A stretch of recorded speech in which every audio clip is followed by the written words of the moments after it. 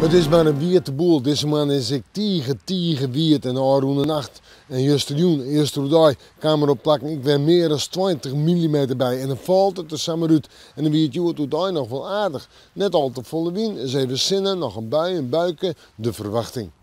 Joen en vannacht. Joennacht kon ze op een bui in het watergebied. Maar verder liep het te droog te buien. Maar vannacht flink opklarings en de temperaturen. Nou, die liggen vannacht zat tussen de 4 en de 6 graden.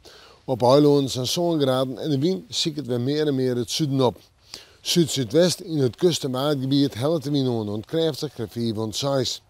En dan morgen. Morgen wordt een leuke dag, ik had al eerder gezegd. Er is eerst nog wel wat bewolking, maar de zinnen komt er flink bij en vooral in de midden. En dan is het een noffelijk maattype als je zoekt naar de zinnen en de temperatuur zijn 10 graden, dat moet er heel wezen. De wind die maakt het van het gevoel al wat minder vrolijk. Die is krachtig, 4 van 6 en komt uit zuid-zuidwest uit.